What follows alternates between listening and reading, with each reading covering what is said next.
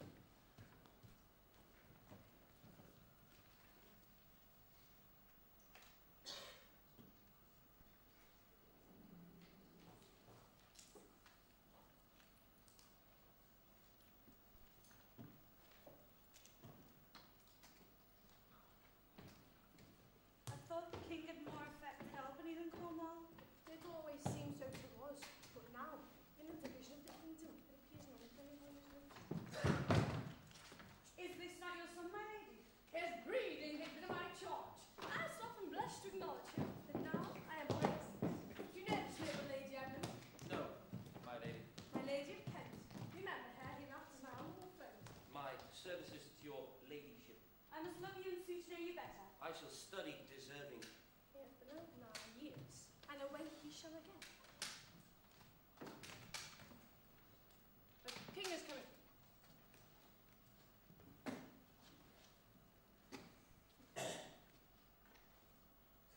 The king is coming!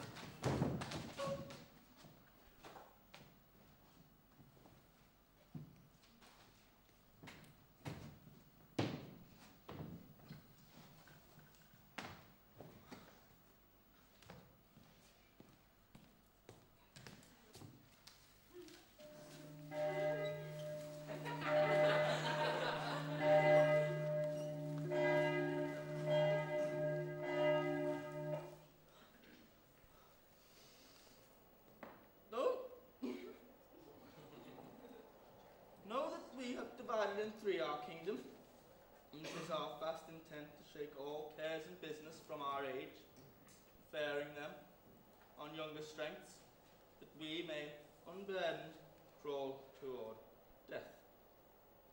Cornwall and Albany, we have this hour constant will to publish our daughters several dowers, that future strife may be prevented now.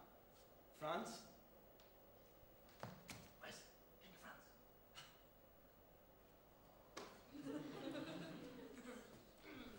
rival in our youngest daughter's love, as long in our court made his amorous sojourn, and is here to be answered. Tell me, my daughters, since now we will divest us both of rule, interest of territory, cares of state, which of you shall we say doth love us most, that we may extend our largest bounty where nature doth with merit challenge? Goneril, our eldest born. Speak first. Sir, I love you more than words can wield the matter. Dearer than eyesight, space and liberty. Beyond what can be valued, rich or rare.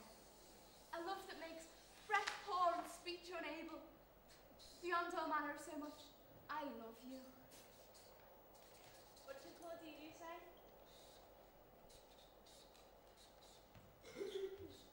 What shall Cordelia say? Huh? Love can be silent. All these bounds, even from this line, this, we make thee lady. To thine and Albany this should be this perpetual. Now, what says our second daughter, our dearest Regan, wife to Cornwall? Come, speak.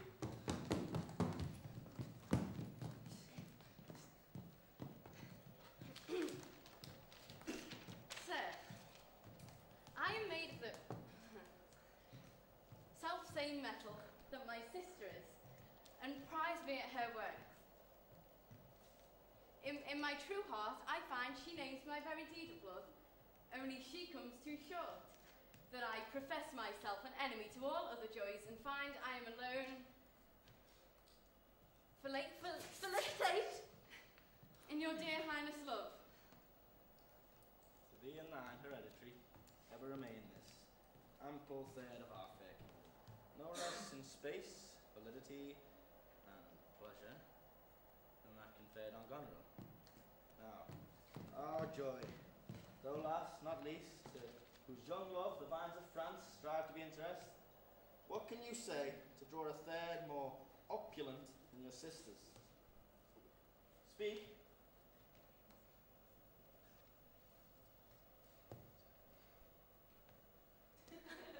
Nothing. Nothing. Nothing. Nothing will come of nothing. Speak again. Unhappy that I am, I cannot heave my heart into my mouth. I love your highness according to our bond, no more no less.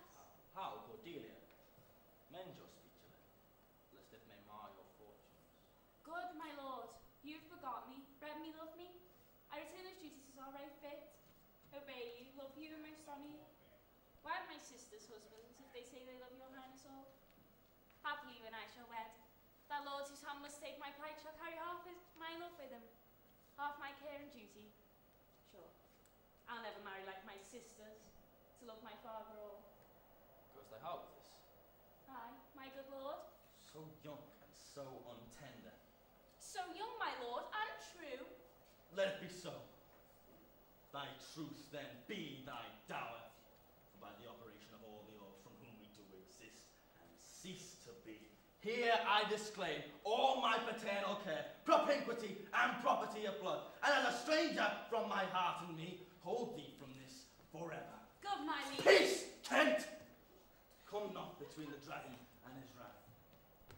I loved her most, and thought set my rest on her kindness. Hence, and avoid my sight, so be my grave my peace, as here I give her father's heart from her. Call France. Who stirs? Call France! For Molinality, with my two daughters' dowers, digest this there. Let pride, which she calls plainness, marry her. I do invest you jointly with my power, preeminence, and all large effects that troop with majesty. Ourself, by monthly course, with reservation of 100 knights, by you to be sustained, shall our abode. Only we still retain the name and all the additions to king. Sway, and you.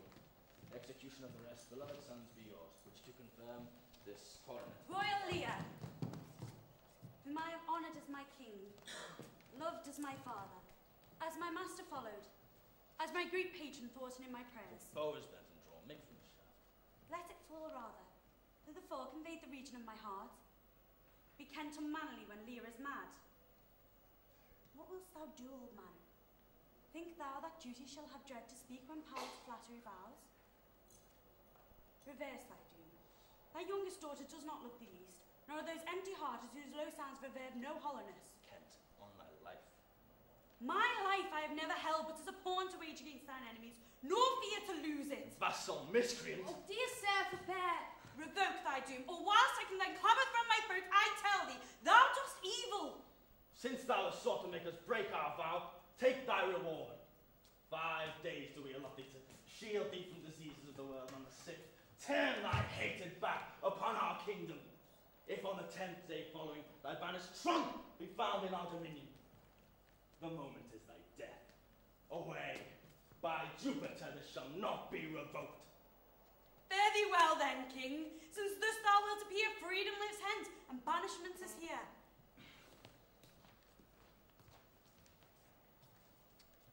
The gods to their dear shelter take thee, maid, that justly thinks him as most rightly said. Effects may spring from words of love. Thus, Kent, bid you all adieu, shall shape her course in a country new.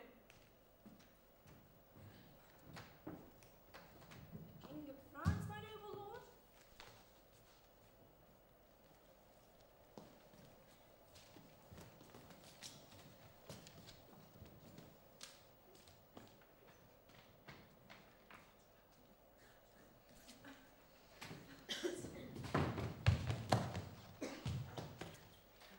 I yet beseech your highness that you make known.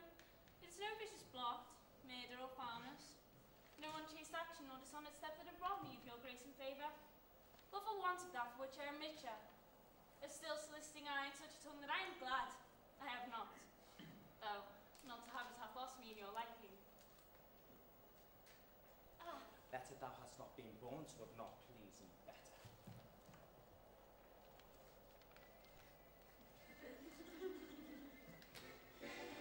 Fairest Cordelia, thee and thy virtues here are seas of tongue. Thy dowerless daughter, king, thrown to my chance, is queen of us, of ours, and of fair France. Not all the dukes of waterish Burgundy can prize this precious maid from me. Bid them au revoir, Cordelia. France, let her be thine. We have no such daughter, nor shall we ever see that face of hers again. Be gone without our grace, our love, our benison. Bid them au revoir, Cordelia.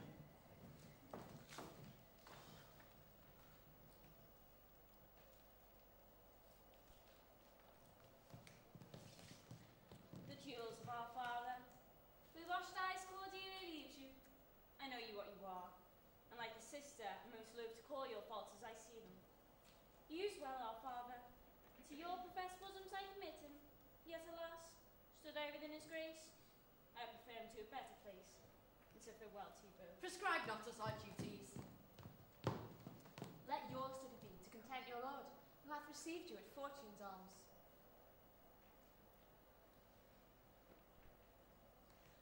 Time shall unfold what placed cunning hides.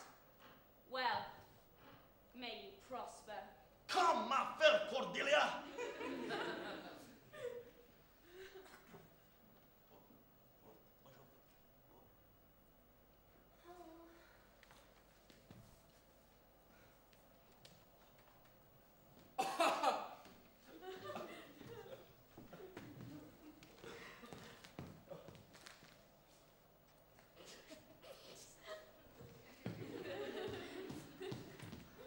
Sister? I think our father will hence tonight. That's most certain. And with you. Next month of us. You see how full of changes his age is. He always loved our sister most, and with what poor judgment he hath now cast her off, appears too grossly. 'Tis the infirmity of his age. Yet he hath ever but slenderly known himself. Such unconstant starts we like to have from him as this of Kent's banishment. Pray you, let's hit together. Oh, we shall ever think on it. We must do something, and in the heat.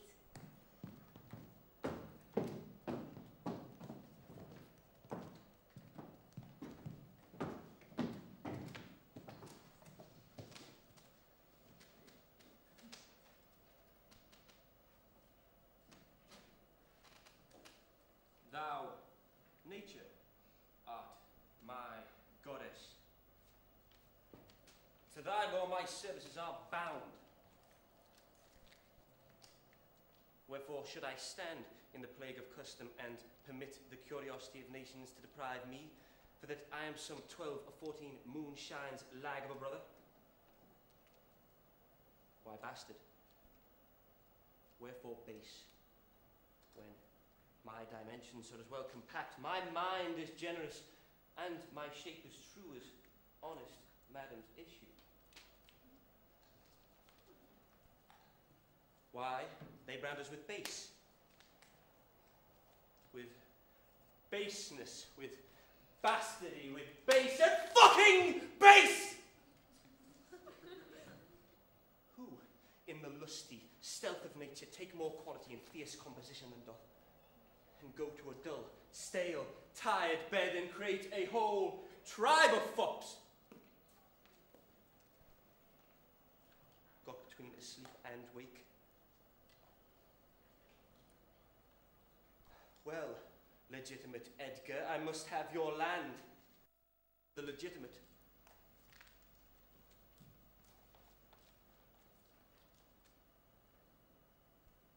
Fine word, legitimate. Well, my legitimate, if this letter speed and my invention thrive, then Edmund the base shall top the legitimate. I grow, I prosper. Now God stand up for bastards! Banished us, and France he can report it. The king on tonight. Subscribed his power confined to exhibition. All this on a public gad. Ah, Edmund! How now? What news? No news.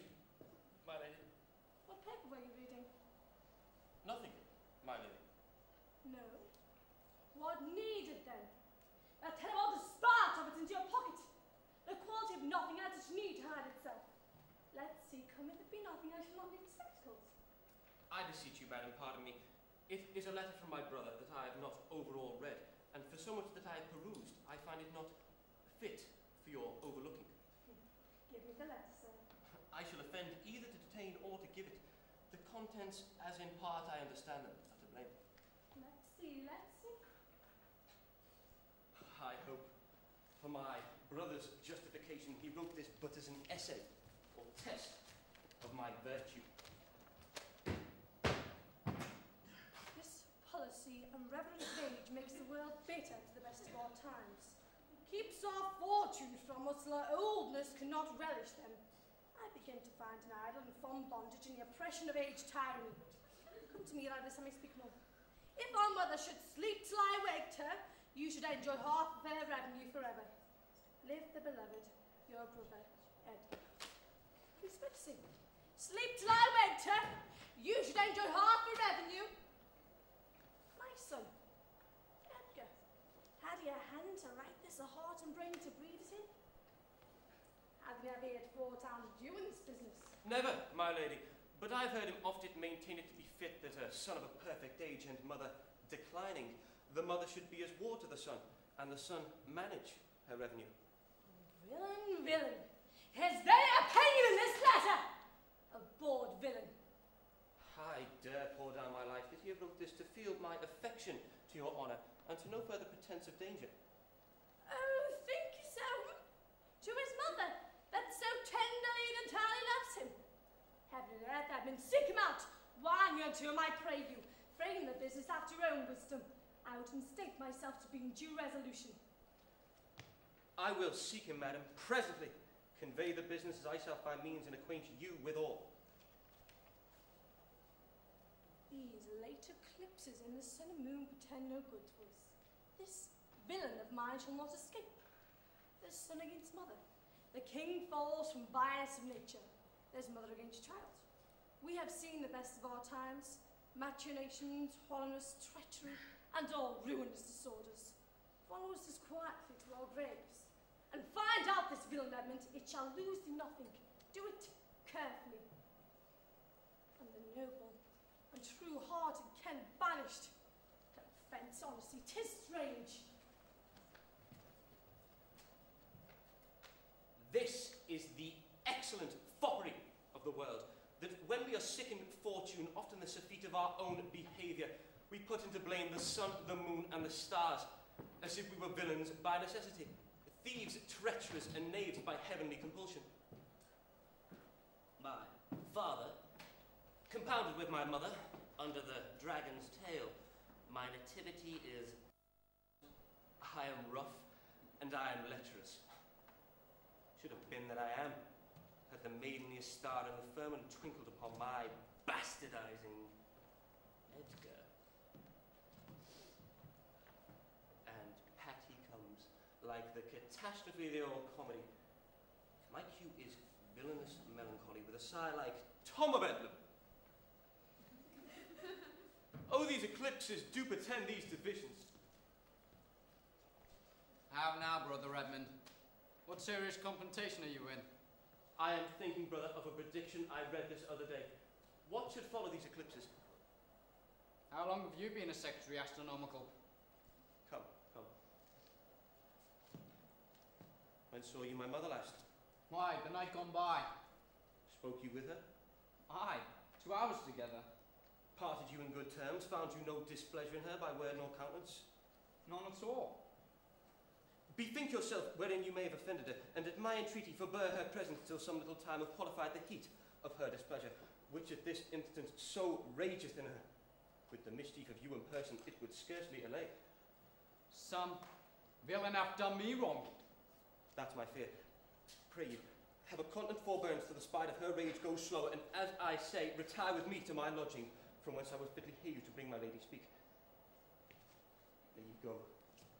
There's my key. If you do stir abroad, go armed. Armed, brother! Brother, go armed! I am no honest man to be any good meaning towards you. I have told you what I have seen and heard, but faintly nothing like the image and horror of it.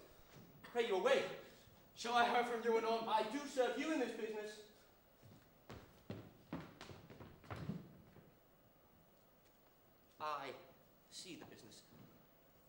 Let me, if not by birth, have lands by wit, with all me's meet that I can fashion fit.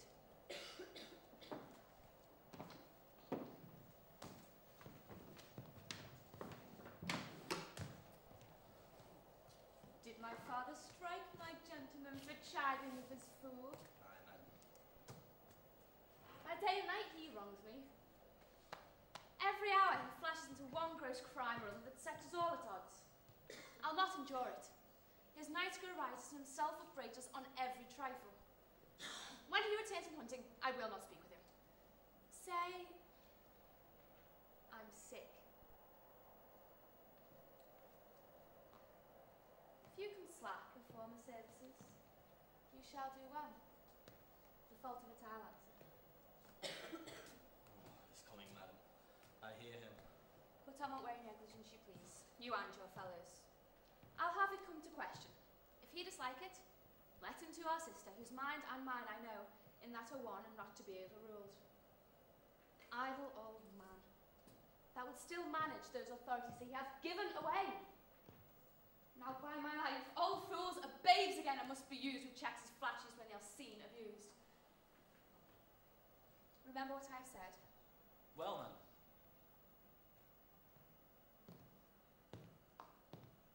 And let us knights have colder books among you.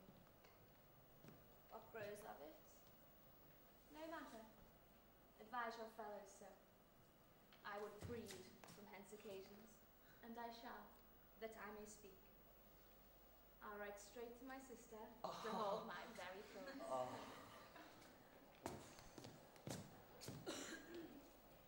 Prepare for dinner.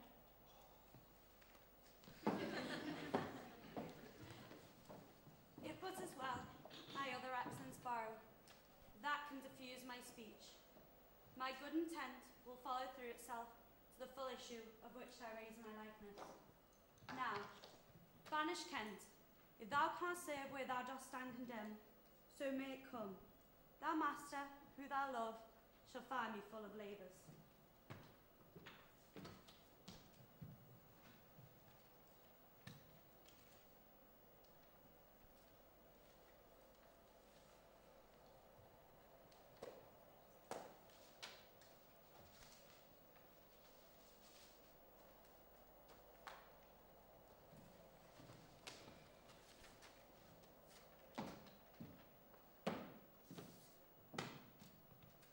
Let me stay not a jot for dinner. Go get it ready. How now? What art thou? A woman, sir. And what dost thou profess? What wouldst thou with us? I do profess to be no less than I seem, to serve him truly that will put me in thy trust, to love him that is honest, to converse with him that is wise, but says little, to fear no judgment, to fight when I cannot choose, and to eat no fish. Who wouldst thou serve? You, sir. Dost thou know me, fellow? No, sir. What services canst thou do?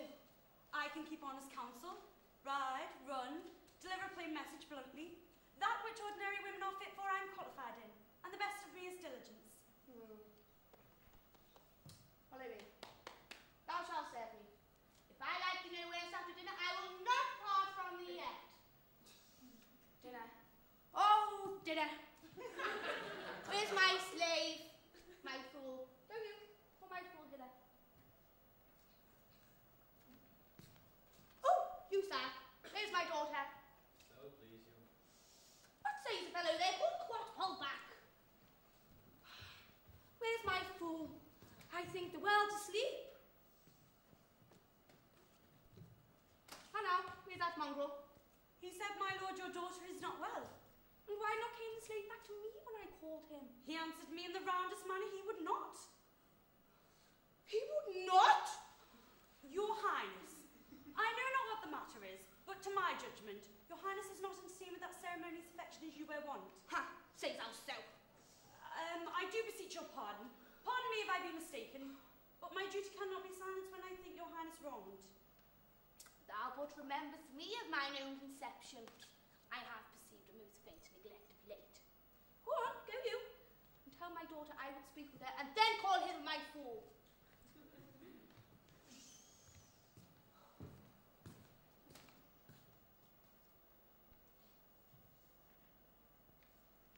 sir. You. Come you here. Come on. Come you here. Sir. Sir. Who am I, sir? My lady's father. My lady's father, my lord's knave, you whoresome dog, you slave, you cur! I am none of these, my lord. I beseech your pardon. Do you bandy looks with me, you rascal? I'll not be struck, my lord. Lord Trick Leave, you base football player.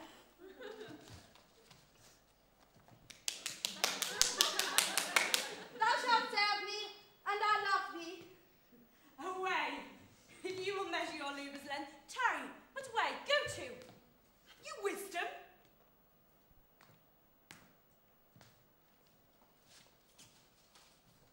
Oh, my friendly knave, I thank thee. As earnest of thy service. Let me hire here too.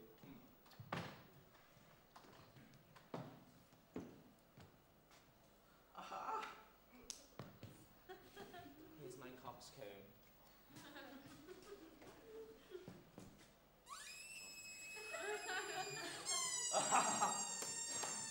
Oh, my pretty knave, how thus? Sarah, you best wear my coxcomb.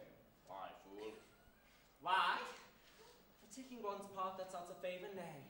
Thou can't smile as the wind sits. Thou'lt catch cold shortly.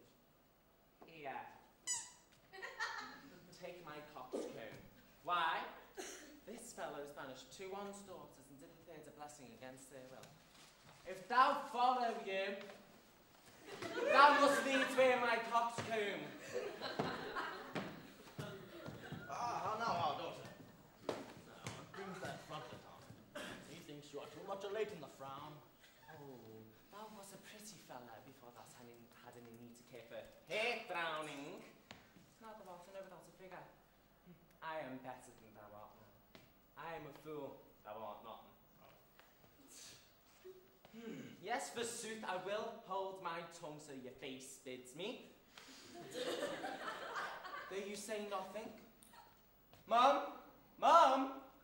He that has no crust nor crumb, weary of all shall want. That she appease cod. Not only, sir, this, your all-licensed fool, but other of your insolent retinue do hourly carp and quarrel, breaking forth in rank, and not to be enjoyed riots. So I had thought by making well known unto you to have found a safe redress, but now grow fearful by what yourself too late have spoken and done, that you protect this cause and put it on by your allowance. The hedge sparrow fed the cuckoo so long that it had its head bitten off by its young. Then out went the candle, and we were left darkling. Are you our daughter? Doth any here know me? This is not Lear. Lear not walk thus, speak thus. Were his eyes, either his notion weakens, or his discernings are lethargy. Waking 'tis not so. Who here can tell me who I am? Lear's. I do beseech you to understand my purposes aright. As you are old and reverend, you should be wise. Here do you keep 100 knights and squires, men so disordered, so debauched and bold, that this our court, infected with their manners, shows like a riotous inn. Epicurism and lust make it more like a tavern or a brothel than a great palace. The shame itself doth speak for instant remedy. Be then desired by her, else to take the thing she begs, a little to this quantity your train. Darkness and devils. Call my train together. Saddle my horse. Degenerate bastard. I'll not trouble thee. Yet have I left a daughter. You strike my people, and your disordered rabble make servants of their betters. Whoa, that too late repents. Oh, sir, are you come? Is it your will, sir? Speak, sir. Thou marble-hearted fiend. More hideous whence thou didst show thee in a child than the sea monster. I pray, sir, be patient. Detested kite, thou liest. My train are men of choice and rarest parts that all particulars of duty know, and in the most exact regard support the worships of their name. Oh, most small fault. How ugly didst thou in Cordelia show that like an engine wrenched my frame of nature from the fixed place, drew from heart all love and added to the gall. Lear, Lear, Lear, Lear. Beat at this gate that let thy folly in, and thy dear judgment out. Go, go, my people.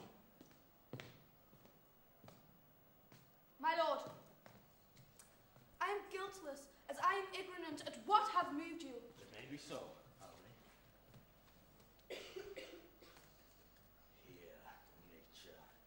Here, dear goddess, here. Suspend thy purpose if thou didst intend to make this creature fruitful. Into her womb convey sterility.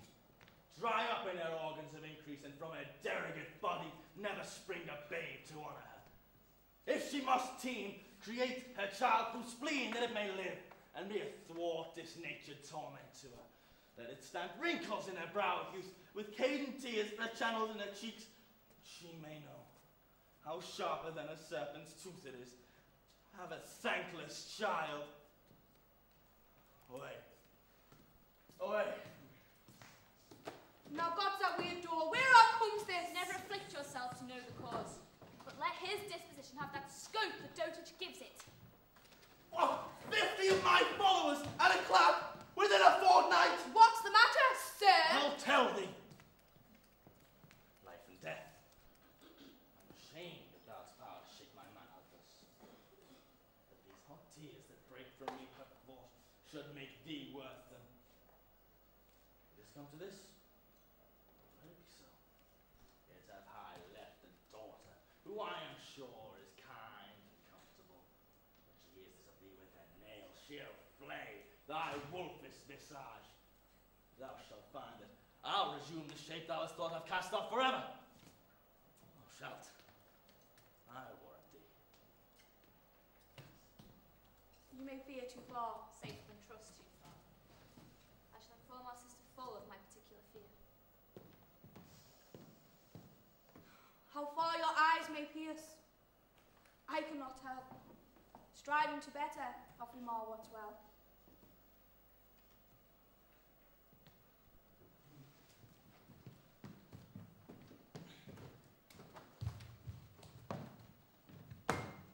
Go you before to Gloucester with these letters. Acquaint my daughter, no fear that with anything that comes out of a demanded letter, if your diligence be not speedy, I shall be there before you. I will not sleep, my lord, till I have delivered your letter.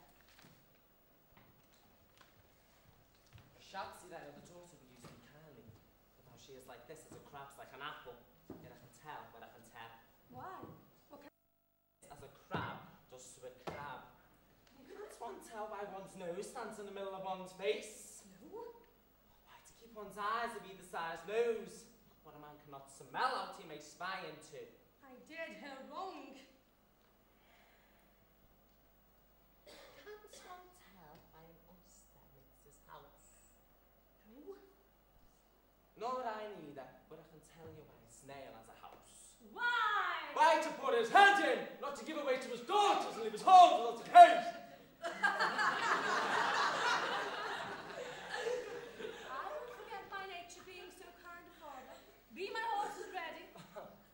Thy asses have gone about them. The reason why the 7 stars are no more than 7 is a pretty reason. Because we are not 8. Thou wilt make a good fool. Monster ingratitude! If thou wert my fool, I'd have thee beat for being up before thy time. How's that? Thou canst been up before thou hast been wise. Well, let me not be mad. Not mad, sweet heaven, keep me in temper. Thou shalt not be mad!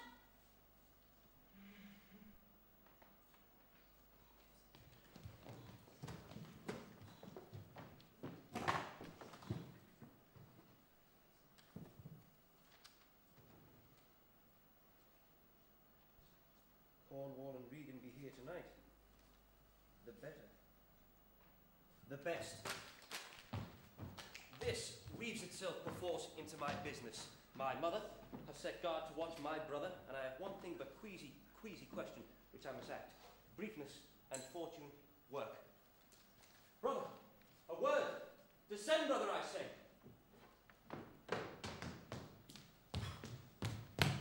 My mother watches. Oh, sir, fly this place. Intelligence is given where you are hid. You have now the good advantage of the night. Have you said anything against Regan? She's coming now in the night, in the haste, and Cornwall with her. Have you said anything against Albany? Advise yourself. I'm sure on not a word. I hear my mother coming. Pardon me. In cunning.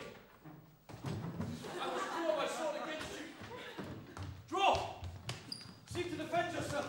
But you will. My brother. So, farewell.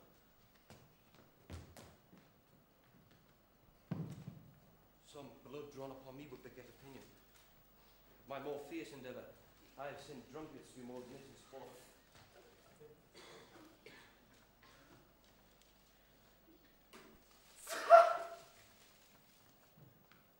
Mother! Mother! Stop! No, help! Where is the villain? Here he stood in the dark, his sharp sword out, plunging the moon to stand suspicious mistress. Yeah, but where is he? Look, madam, I bleed. Yes, yes. Where's the little lemon? Fled this way, madam, when by no means he could. Oh, pursue him! Pursue where I could go after by no means. What? Persuade me to the murder of your ladyship. Let him fly far. Not in this land shall he remain in court. Confound, dispatch. When I dissuaded him from his intent and found him height to do it, with cursed speech he replied, Thou unpossessing bastard! Dost thou think if I would stand against thee with the proposal of any trust, virtue or worth in thee, make thy words faith? Strong and fasten villain. Won't he deny his letter? I never got him all ports out bar. Cornwall must grant me that besides. His picture I'll send far and near all the kingdom I have a due note of him, and of my land. Lord, a natural boy, I'll let you to make that capable.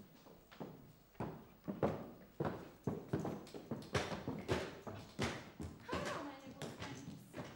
Since I came hither, which I can call but now, I've heard strange news. If it be true, all vengeance comes too short which can pursue the offender. How dost, my lady? Oh, madam, my old heart is cracked. It's cracked. What? Did my father's godson seek your life? Or Edgar? Oh, lady, lady. Shame would have had it hid. Was he not companion with the riotous knight to tend upon my father? I know not, madam. 'Tis too bad. Too bad. Yes, madam. He was of that consort. No marvel then. Though he were affected, 'tis they have put him on the old man's death, to have the expense and waste of his revenues. I have this present evening, for my sister being well informed of them, and with such cautions that if they come to sojourn at my house, I'll not be there. Nor I. Assured you, Regan. Edmund, I've heard you show your mother a childlike office. 'Twas my duty, madam. He did bewray his practice, and received his secrecy, striving to apprehend him. Is he pursued? Aye, my lady. If he be taken, he shall little more be feared of doing harm. Make your own purpose. How am I strength you please for you, Edmund, whose virtue and obedience doth so much command itself? You shall be ours. Nature of such trust we shall much need. You first seize on. I will serve you, madam, truly. However else.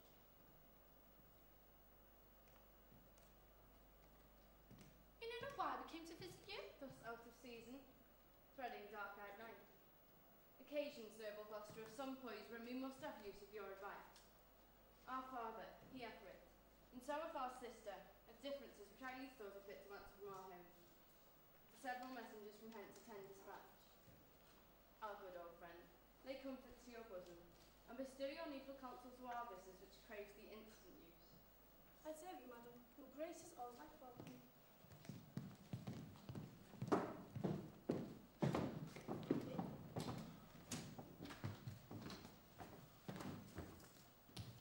Dawning friend, lad of this house. Aye, Prithee, where may set our horses? aye the mile. Prithee, if thou dost love me, tell me. I love thee not. Well, then I care not for thee. I know thee, fellow. What dost thou know me for? A rascal, a knave, a proud, base, beggarly, shallow, three-suited £100 worst stocking knave, a lily liver, glass blazing whoreson, a one trunk inherited slave, and the son and heir of a mongrel bitch. What a monstrous fellow art thou, to rail on one that is neither known to thee nor knows thee. What a brazen-faced varlet art thou to deny I know me! It has been 2 days since I tripped thy heels and beat thee in front of the king. Away, I have nothing to do with thee. You come with letters against the king, and take vanity part on the royalty of her father. Draw, you rascal! Help! Help! Help! Murder! Murder! How now? What is the matter? With you, good man, boy. And you! Come here, I'll flash you, young man! What's the matter here? Keep peace. Upon your life. She dies that strikes again. What's the matter? The messengers from our sister and the king. What's your difference? Scarce a breath, my lord. No marvel you have well bestowed your valour. How grew your quarrel? Speak yet. This ancient ruffian, sir, whose life I have spared at suit of her years. My lord, if you will give me leave, I'll tread this unbolted villain into mortar and dump the walls of Jacob. Spare my age, you wax! Sire! You beastly knave! No, you no reference. Yes, but anger have a privilege. Why art thou angry? That such a slave as this should wear a sword that wears no honour. Then that and I am such a knave. Why dost thou call him knave? What's his offence? His countenance likes me not. No more. Perchance, does mine nor his nor hers? Madam, it is my occupation to be plain. I have seen better faces in thy time than stands on any shoulder I see before me at this instant. What was the offence you gave her? Never gave her any. Please, her master, the king, very late to strike at me upon his misconstruction, when she, conjunct and flattering his displeasure, tripped me from behind. Fetch forth the stocks. You stubborn ancient knave. You reverend braggart will teach you. Call not your stocks for me. I serve the king, on whose employment I come to you. You should do small respect and show too bold malice, stalking his messenger. Fetch forth the stocks. As I have life and honour, there shall she sit till noon. Till noon? Till night, my lady, and all night too. Why, madam, if I was your father's dog, you would not use me so. Being his knave, I will. This is a fellow of the self-same colour our sister speaks of. Come, bring away the stocks. Let me beseech your grace not to do so.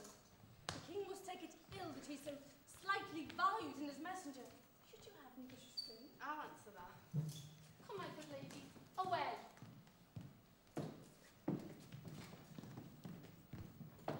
I'm sorry, friends. 'Tis Cornwall's pleasure, whose disposition all the world well knows. Will not be rubbed nor stopped down in street for thee. I pray, madam, do not. I have watched and travelled hard. Sometime I shall sleep out and the rest I'll whistle. Give you good morrow. Cornwall's to blame in this. Will be ill taken.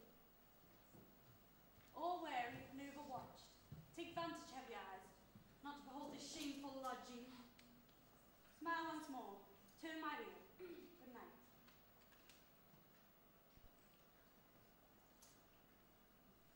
I've heard myself proclaimed, and by the happy Alfredry escaped the hunt. No, court is free. Your place, that cause of most unusual vigilance, does not attempt my taking. Whilst I escape, I will preserve myself, and I'll be taught to take the faces that was for a shape, that I'm a down and contented man who needs a peace! My face, I brought with filth, blanket my loins, and I'll pull my hair in knots. I would present in nakedness. I'll face the winds of persecution to the sky. The country gives me proof and British to dependent beggars. Who, with roaring voices, strike and in them to mortify bare arms, pains, wooden bricks, sticks for rosemary. And with this horrible object, the low flood to pauper villages, sheepcotes and mills, sometimes in lunatic pants.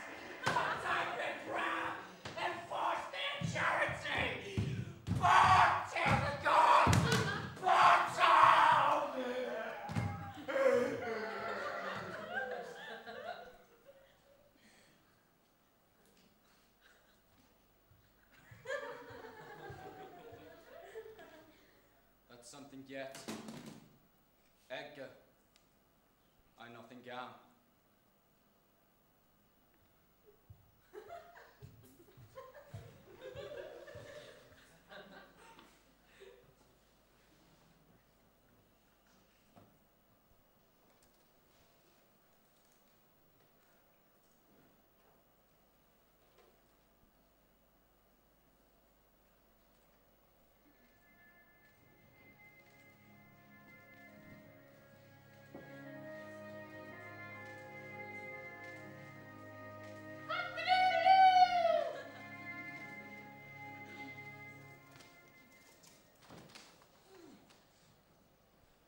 Hail to thee, noble master!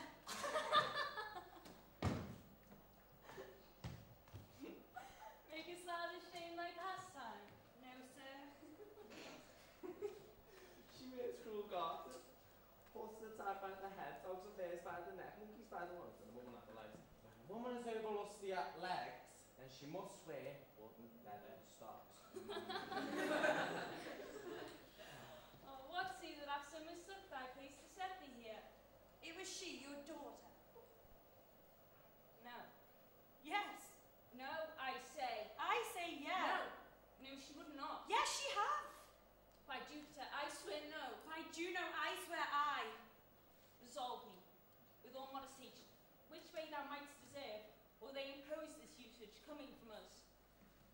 When at their home I did commend your highness letters to them, ere I was risen from a place that found my duty kneeling. Shewed in his haste, half breakfast, panting forth from Goneril his mistress' salutations. Delivered letters, spite of intermission, which prison they read and give me cold looks. Meeting here that other messenger whose welcome I perceived to poison mine, having more woman than wit about me, I drew. He raised the house with loud and cowardly cries. Your daughter found the shame which here it suffers. Where is this daughter? With the Lady Gloucester, sir, here within. Follow me not. Stay here.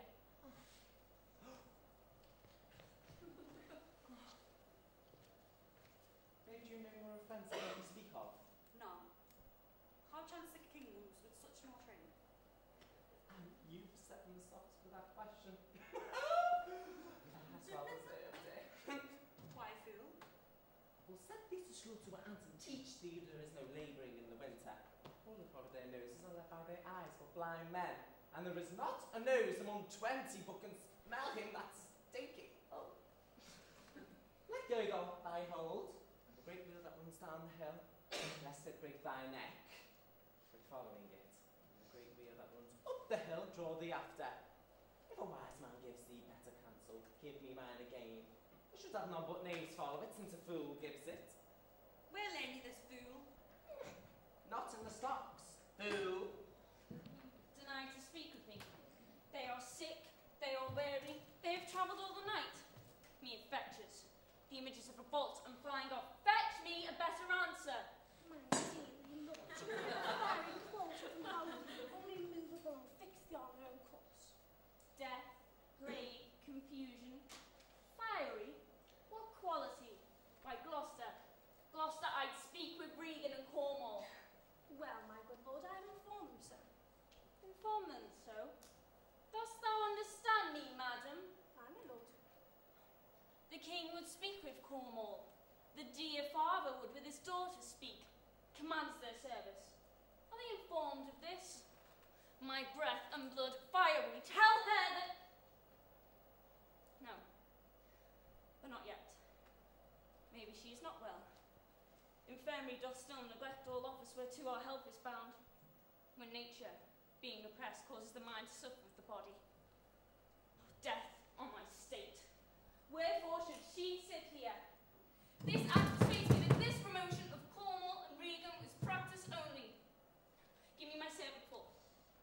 Go tell Cornwall and Regan I'll speak with them. Presently. Now.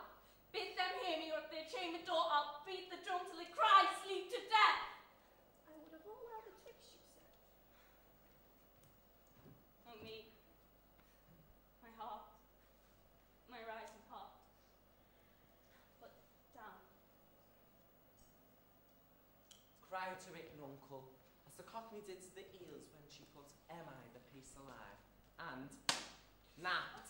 No, the coxcombs with the stick. Was here, brother, in pure kindness to the source, uttered his head. Good morrow to you both. Count your grace. I'm glad to see your highness. Regan, I think you are. I know what reason I have to think so. If thou were not glad, I have divorced me from thy mother's tomb. But, oh, are you free?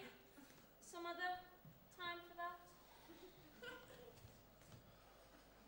Beloved Regan, thy sister's naught. Oh, Regan, she hath me with sharp-toothed unkindness, like a vulture. Here, I can scarce speak to thee. Thou not believe of how depraved equality? Oh, Regan. I cannot think my sister in the least would fail our obligation. If, sir, perchance she hath restrained the rights of your followers to on such ground and to such wholesome end as clears her from all blame. My curses on her. Oh, sir, you are old. Nature in you stands on the very verge of her confine. You should be ruled and led by some discretion that discerns your state better than you yourself. Therefore, I pray you that to our sister you do make return. Say you have wronged her, sir. Ask her forgiveness. Do you but mark how this becomes the house? Dear daughter, I confess that I am old. Age is unnecessary.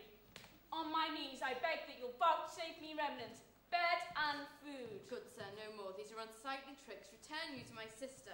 Never, Regan. She hath abated me of half my train, looked black upon me, struck me with her tongue most serpent-like upon the very heart. You nimble lightnings, dart your blinding flames into her scornful eyes, infect her beauty, you fence-up fogs, to fall and blast her pride.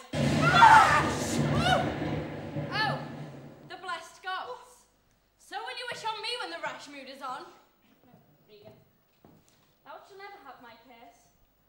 Thy tender-hearted nature will not give you over to harshness. Her eyes are fierce, but thine do comfort, and not burn. It is not in thee to begrudge my pleasures, to cut off my train. Thy half of the kingdom hast thou not forgot, wherein I thee endown. Good sir, to the purpose. How came my lady in the stocks?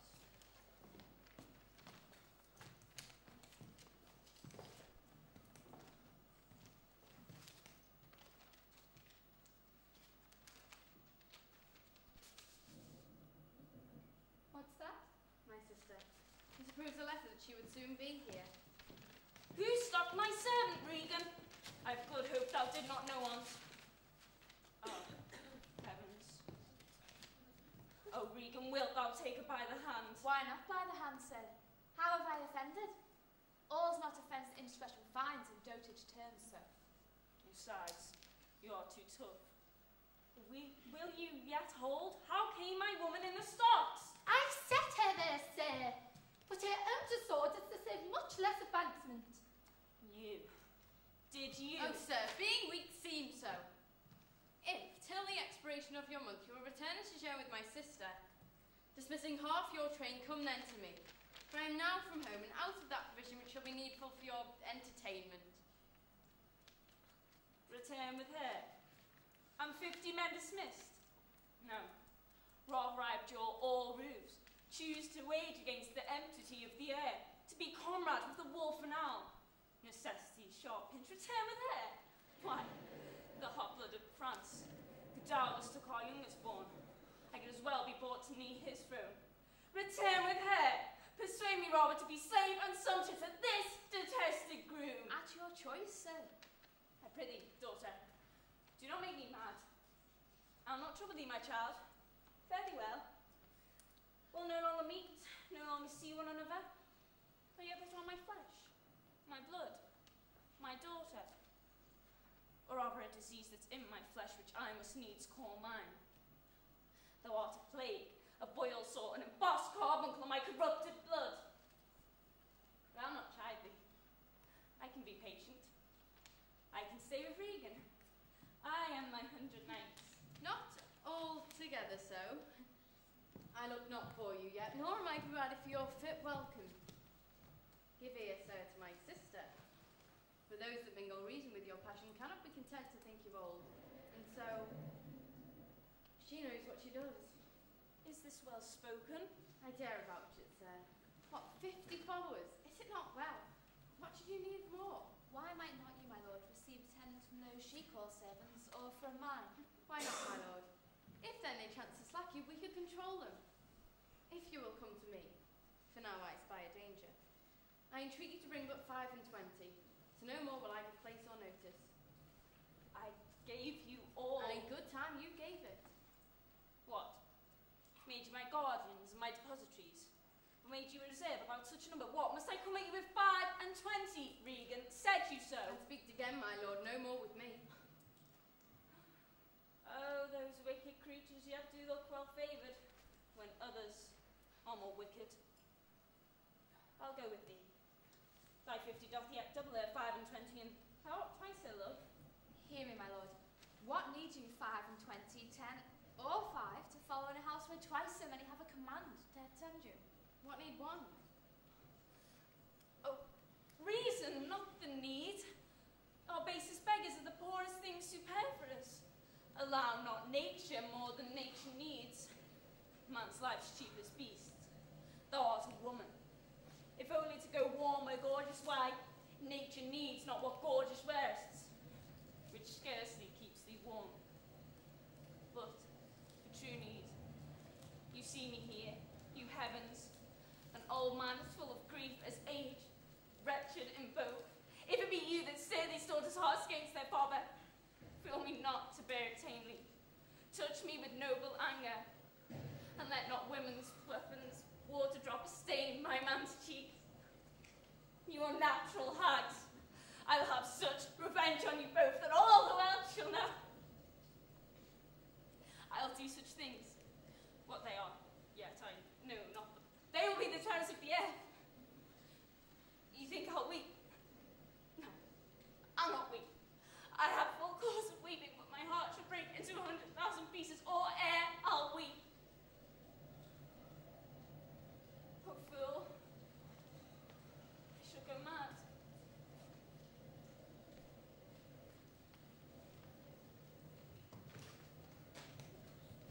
Let us withdraw. There will be a storm. This house is little. The old man and his people cannot be well bestowed. 'Tis so plain. Hath put himself in rest, and needs must taste his folly. For his particular, I'll receive him gladly, but not one follower. So am I purposed. Where is my lady of Gloucester? What does the old man for? Oh, she is returned. The king is in high rage. Where then is he going?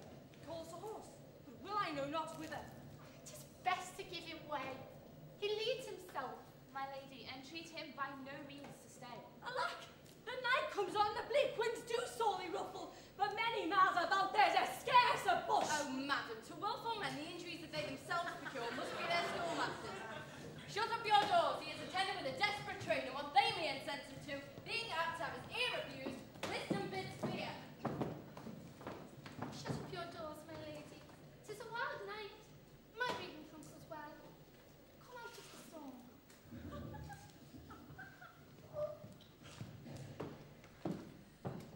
Blow, winds, and crack your cheeks. Rage, blow, you cataracts and hurricanes. Spout till you've drenched our steeples. Drown the cocks. You sulphurous and thought-executing fires. Born courier to oak-leaving criminals, singe my white head. And now, all shaking thunder, smite flat the big rotundity of the world. And let ungrateful Jim still wants the vain, ingrateful man. Oh! Local, only water in the dry house is better than this May water out of door! Go local in and last night was his blessing. This weather is neither man nor fool! Rumble like bellyful, spit, fire, spout breathe, nor rain, wind, fire all my daughters. I tax not you, you elements of unkindness. I never thought you children gave you kingdom. You owe me no subscription. Then let fall your vile pleasures. Here I stand, your slave,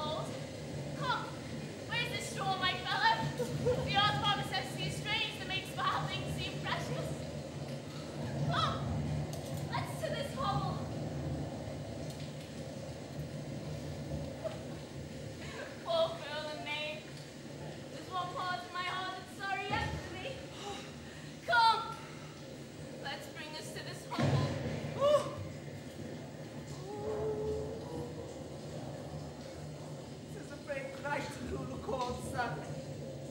I'll speak a prophecy ere I go. When priests no more with the matter, when brewers mar their malt with water, and usually sell their goods out the field, and broad and home new churches build, and shall the realm of Albion come to great confusion. There comes a time that going shall be used for feet. This prophecy may only shall me, but I have lived before this time.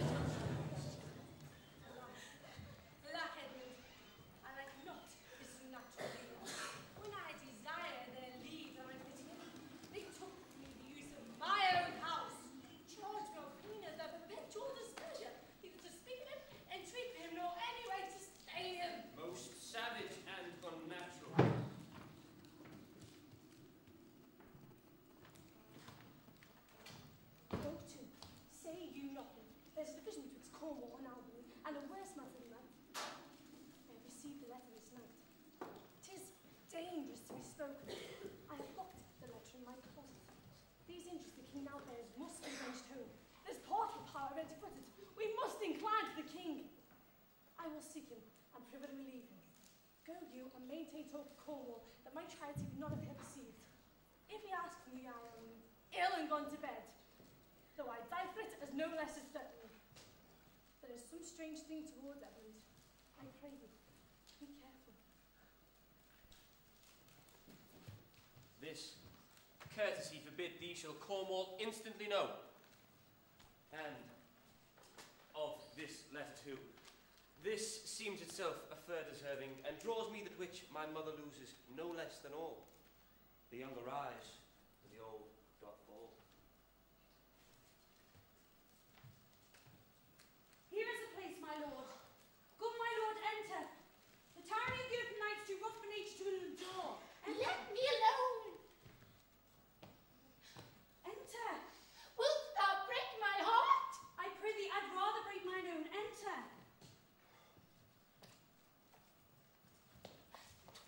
Thou thinkest much that the continuous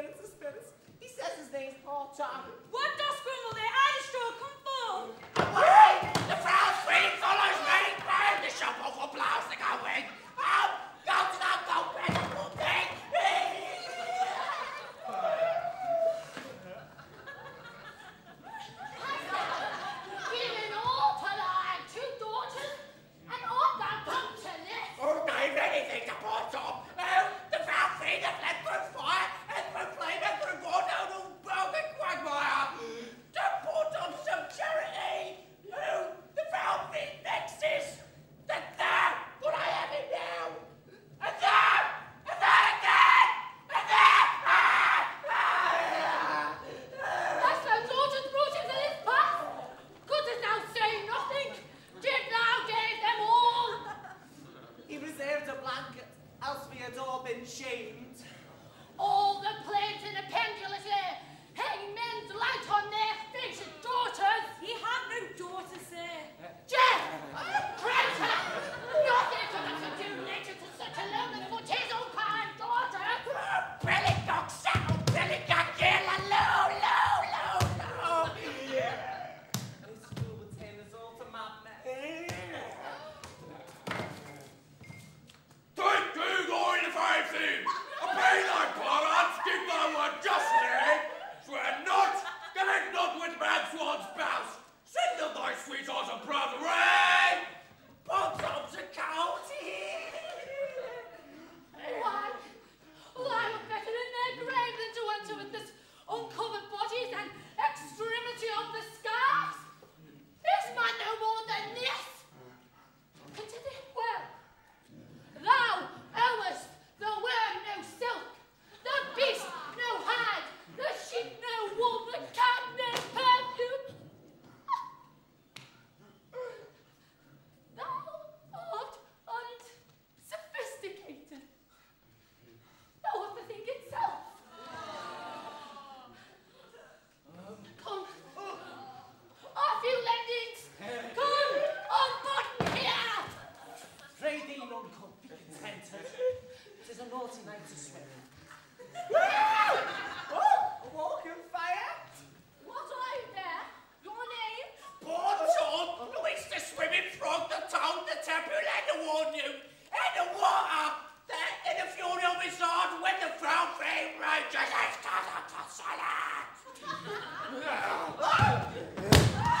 Beware thy follower. Beast mountain, beast thou fame. The parental doctors are a gentleman. Bow down, it's called a mule.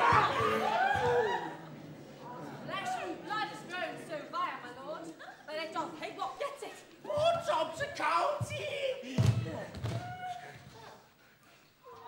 Go in with me. First, let me talk of this noble philosopher.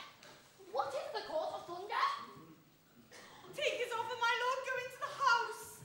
What word with this fine learned Theban? What is your choice of study? How to prevent the feet to kill vermin. Once more to go in, his wits begin to unsettle. Canst thou blame him as daughter seek his death? Let me ask you, what word in private? Noble philosopher? Your company. Bottom's a county. Excellent, the hell will keep you on. Come in, let's in all. I'll keep still with my philosopher. Sue them, let him take the fellows. Take you on. Come, my good Athenian. No words, no words. Shush! Shall roll into the top tower again. His words were still food for very far. I smell the blood of a British man.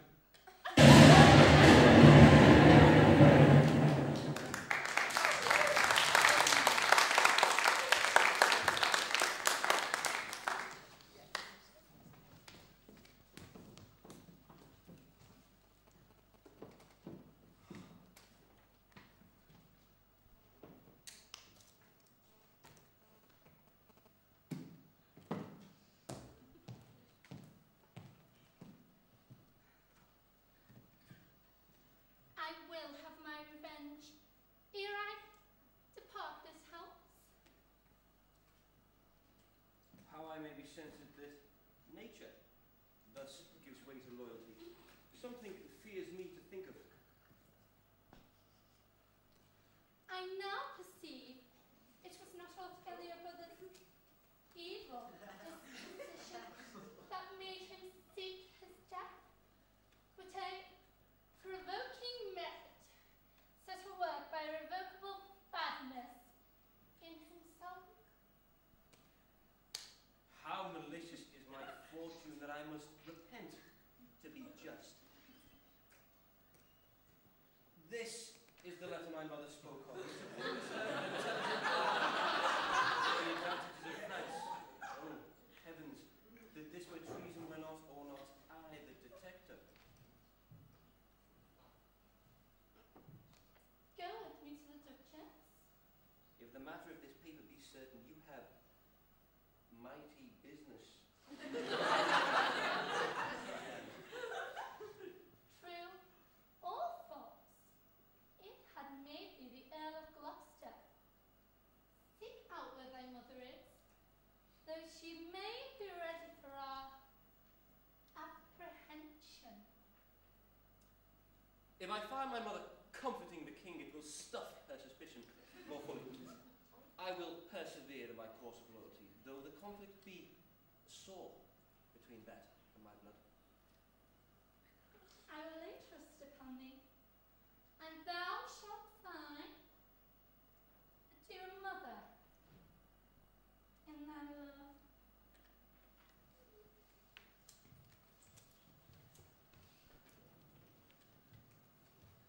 Well, here is better than opener.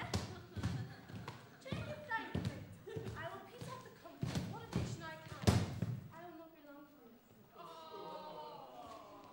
All the power of his wits have given way to his impatience. The gods reward your kindness.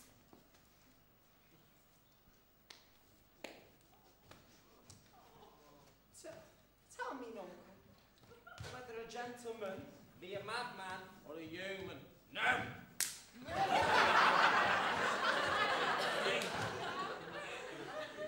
A king. No, he is mad that trusts in the tamers of a wolf, a horse's health, a boy's love, and a horse's.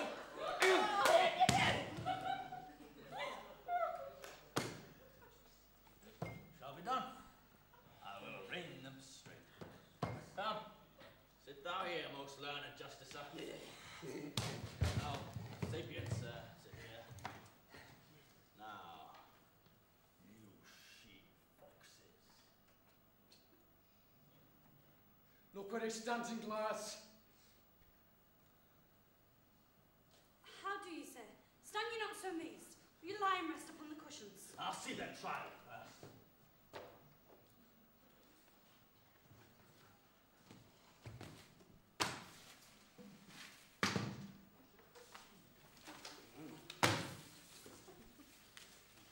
Bring me the evidence. Come now, robed man of justice, take thy place. And now his yoke fellow, bench by his side.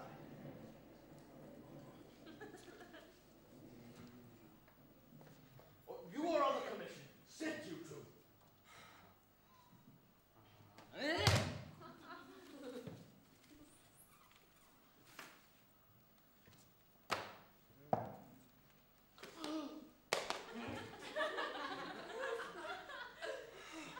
Arraign her first.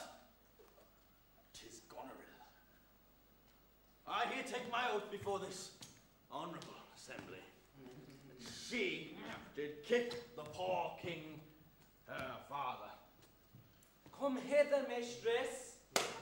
Is your name Goneril? Well, she cannot deny it. Cry you mercy. I had you for a jump stool. And here's another, whose war plucks to proclaim what store her heart is made of. Well, stop her there! Stop! Eddington! Stop her there! Stop! Arms! Arms and fire! Corruption in the place! Oh, false justice! Why hast thou let her escape in here? Plus thy five wits! Oh, pity, sir! Where is the patience thou so oft most to retain? Don't! My teeth begin to take his part so much, they may mar my counterfeiting. The little dogs and all. Train. Blood. Oh, sweetheart. See? They bark at me. Poor Tom shall throw his head at them. Of all you can. And let them anathemize people. See what breeds about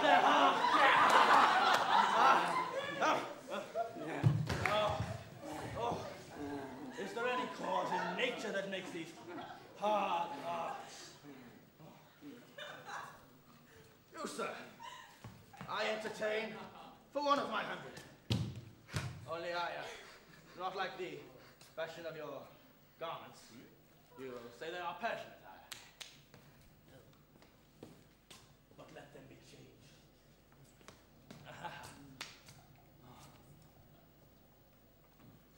Come, sir.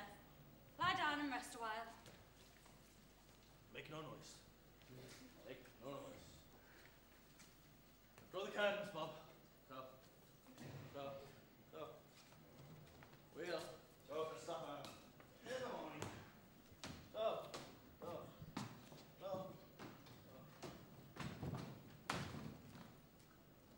Where is the king, my master? Here, but trouble him not, his wits are gone. Good friend, I prithee. There's a litter ready. Lay him in it and drive towards home. Without shall meet both welcome and protection.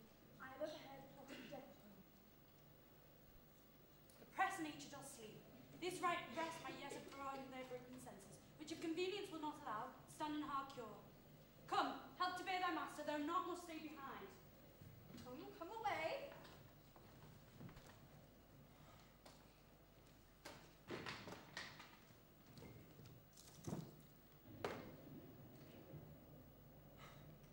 Now go to bed, Andrew.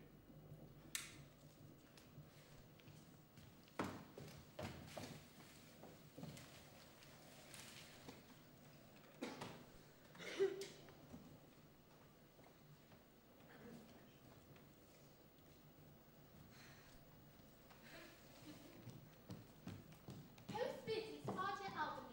Showeth this letter. The honest Francis Lamb. Seek out the traitor Gloucester. Hang her instantly. Look out here, I. Leave her to my displeasure. Edmund, keep our sister company. The revenges we are bound to take upon your traitorous mother are not fit for your beholding. Farewell, dear sister.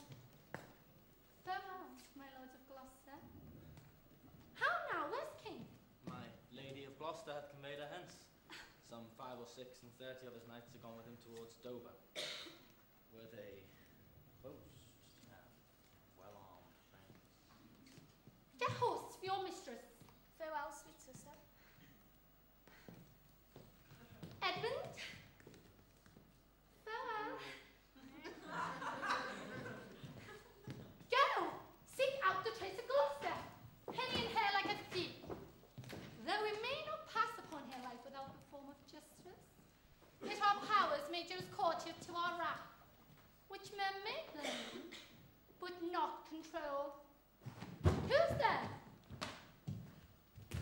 Ah, the traitor. Ingrateful fox. 'Tis she. Bind fast her corky arms. What mean your graces? My friends, consider you are my guests. Do we no foul play, friends? Bind her, I say. Hard. Hard! Filthy traitor. Unmerciful lady as you are, I'm none. To this chair. Bind her. Villain, thou shalt find. I am your host, with robber's hands my hospitable favours. You should not trouble this. What will you do? Come, madam, what letters have you had laid from France? Be simple, answerer, for we know the truth. And what confederacy have you laid footed in the kingdom? To whose hand have you sent the lunatic king? Speak! I have a letter, guessing Mr. Down. Which came from one that's of a neutral heart and not from one opposed. Cunning And false. Where hast thou sent the king? To Dover! Wherefore to Dover? Wast thou not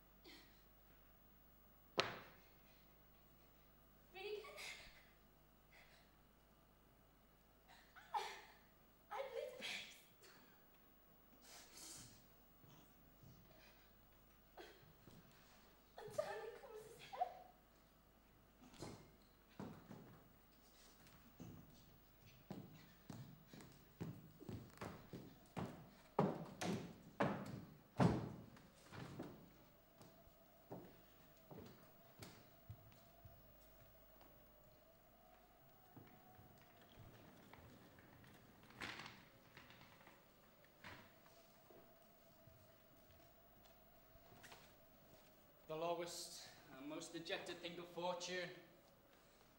Stand still, Nesprians.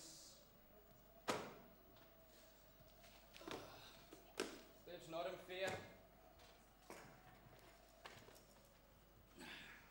The months will change. It's for the better. And the worst returns to laughter. And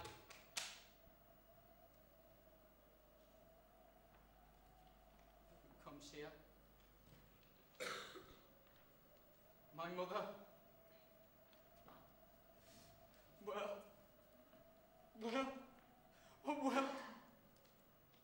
Oh, but thy strange invitations make us hate thee. Life will not yield to wage. Alexa, you cannot see your way. I have no way, and therefore want no eyes. I stumbled when I saw Philopsis seen. Our means, secures, and our means defects prove our commodities. Oh dear Seneca, who defy abused mother's wrath? Might I but live to see thee in thy touch, and say I had eyes again. Oh God, who is it that can say about the West? A West than ever I was! Art thou a beggar man?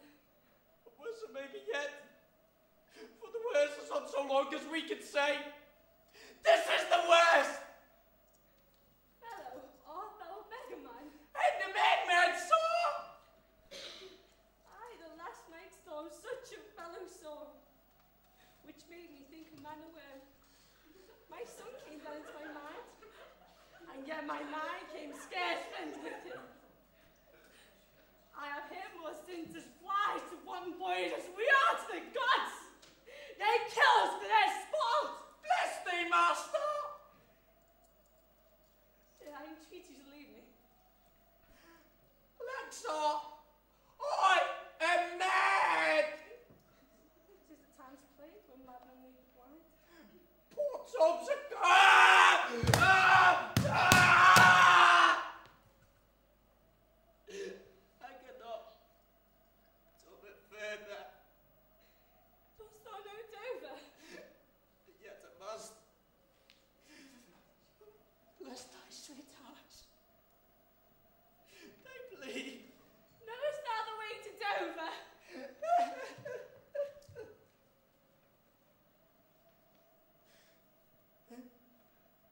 Did I entreat you to leave me? Come, give me your hand. Poor Tom shall lead thee.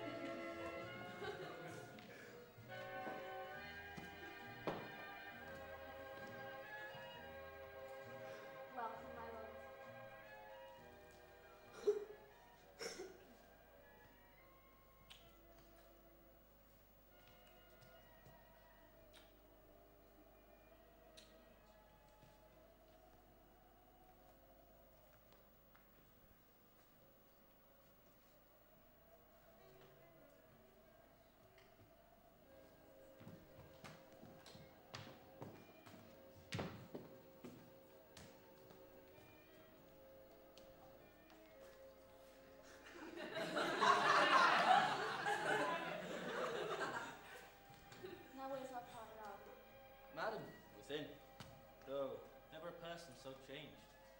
I told him of the army that has landed, and he smiled at it. I told him you were coming. He replied, the worse, of Gloucester's treachery and the loyal service of her son. When I informed her of this, she called me sot and told me I'd turned the wrong side out. What seems she should dislike seems pleasant to her, what like offensive. Then shall you go no further? Our wishes on the way may prove effects. Back, Evan, to my sister. Hasten her musters and conduct her palace. I must change arms at home, give the distaff into my Albany's hands. This trusty servant shall pass between us. Ere long you are like to hear, if you dare venture on your own behalf, a mistress's command. Wear this. Spare speech. Decline your head. This case if it dare speak would stretch thy spirits into the earth. Conceive and fare thee well. Yours, in the ranks of death. My most dear Gloucester. Bob, all this? Madam, my lady is... Thou bearest a cheek for blows, a head for wrongs. Where's thy drum?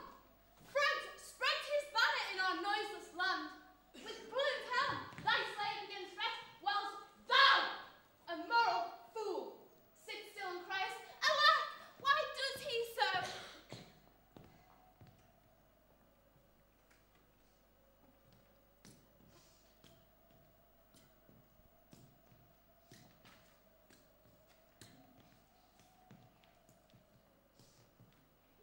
Thou changed!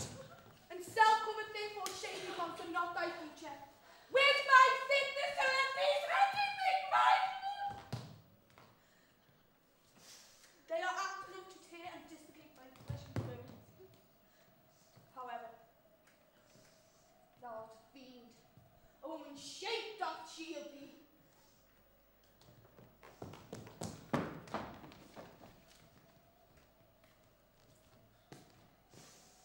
What news? Oh my God. Cornwall's dead. Slade, going to put the other eyes of Gloucester. Gloucester's eye. And where was his son Edmund? Where did they take his eyes? Come with my lady hither. He is not here. No, I met him back again. Knows he the witness. I, my good lady, it was he who performed against her, and quit the house on purpose that their punishment might have the freer course.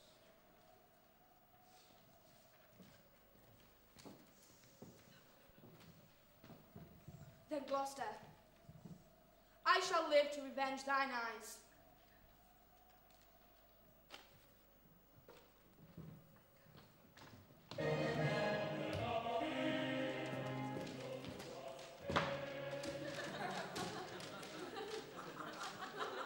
Wherefore is the King of France so suddenly gone back? Know you the reason? Something he left imperfect in the state, which since his coming forth was thought of, which imparts to the kingdom so much fear and danger. This person will say was most required and necessary. Of Albany and Cornwall's powers you heard not? So, they are afoot. Well, madam, I'll take you to our master Lear, and let you tend him. Some dear cause will in concealment wrap me up a while. When I am known aright, you will not be leaving me this acquaintance. I ask you to bear with me.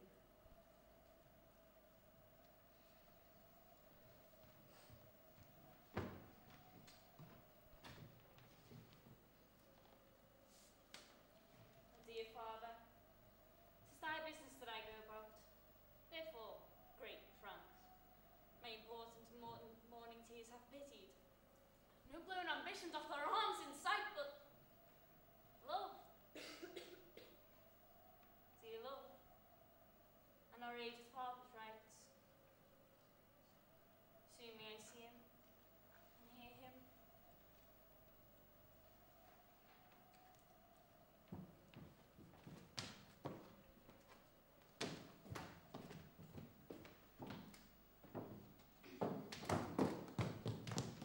For Albany's power set forth. Aye, madam. Herself in person there. Madam, with much ado, your sister is the better soldier. Lord Edmund spake not with your lady at home. No, madam. What might import my sister's letter to him? I know not, lady. Why might she write to Edmund? Might not you transport her purposes by word? Be like something. I know not what. I'll love thee much. Let me unseal the letter. Madam, I'd rather. I know your lady does not love me. I'm sure of that. And at her late being here, she gave strange aliads and most speaking looks to noble Edmund. And I know you were of her bosom. I know. I speak in understanding you are. I know it. Therefore I do advise you. Take this note. Cornwall is dead. Edmund and I have talked. The more convenient is he for my hand than for your lady's. You may gather more. If you do find him, pray you give him this. And when your mistress hears thus much from you, desire call of wisdom to her. So fare you well. Oh, if you do chance to hear of that blind traitor,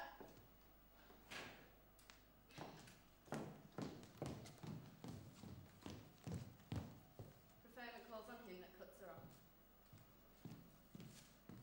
Well, would I could find her, I would show what party I do follow.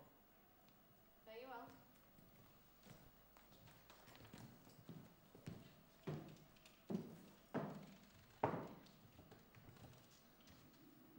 Shall we come to the top of that same hill? You do climb it now! Look how we labour! Nick thinks the ground is even. Horrible steep! Oh, can you not hear the sea? No, truly. Why then, you're the senses grown perfect by your wise anguish. Come on, sir. Here's the place. Stand still. How fearful indeed it is to cast one's eyes so low. The crows and cocks that ring the midway air shall scarce the soul's pickles. Halfway down hangs the one that gathers set fire. Wherefore tried, methinks he seems no bigger than his head. The fishermen that walk upon the beach, and a young tall anchor and bark, are diminished to our cock. Our cock! The boil that's almost too small for sight, that only a murmuring surge. Would I dare not leap upright? I look no more, lest my brain turn, and the deficient sight double down headlong. Set me where you stand. On sight. You now stand within a foot of the extreme verge, but up beneath the moon, would I dare not leap upright? Let go my hand. Here, friends, another pence. In it to do well with the poor man's taken. Go thou further off and bid me farewell. Let me hear thee going. Now, fare thee well, good sir. You know my heart. You mighty gods, this world I do renounce, and in your sight shade patiently this great affliction of. If I can live, oh bless him.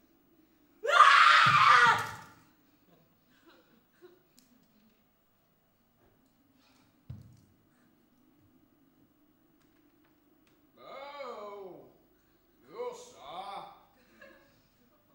Oh, you sir, speak. That's mighty passage. Do get me revived! Well, let me die! Hast thou aught been gossamer, feather, so many fathom down precipitating car, but thou dost breathe, hast heavy substance. Thou bleedest not, speakest not, thy life's a miracle. Speak, yet again. Have I fallen or no? On the dread summit of this chalky bourne, look over high. This real gorge rock cannot be seen or heard so far. Do but look up. I have no eyes. Is wretchedness deprived of that benefit to end itself by death? Come, up so far. How is it? Will you your legs? You stand. Too well, too well. This is above all strangeness. Upon the ground over cliff. What thing was that which passed from you? A poor, unfortunate as I stood here below, methought his eyes were two full moons, yet 1,000 noses, horns winked and waved like the enriched sea. Therefore, thou happy father, think that the clearest gods who make these honors amends and possibilities, and proselyte thee. I do remember now. Henceforth, I'll bear affliction till it do cry out itself. Enough. Enough and let me die. That thing you speak of, I took it for a man. Oft would say the fiend, the fiend. He led me to that place. A free and patient thought. But who comes here? No, they cannot touch me for coining. I am the king himself. Nature's above art in that respect. That fellow handles his bow like a crow keeper. Draw me a clothier's yard. Look, a mouse. Piece. This piece of toasted cheese will do it.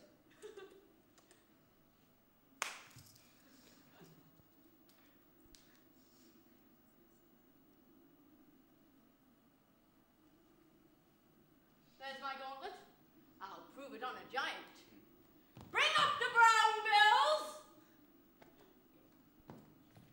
Oh, well flown bird. In the cloud. Caw!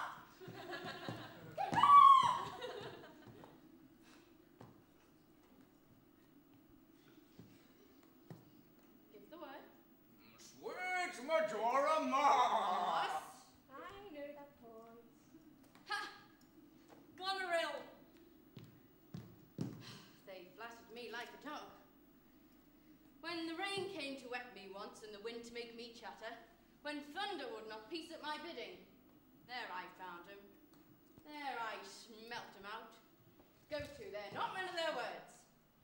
They told me I was everything. 'Tis a lie. I am not ague-proof. Trick of that voice I too well remember. 'Tis not the king. Aye, every inch a king. When I do stare, see how the subject quakes. I pardon that man's life. What was thy cause? Adultery?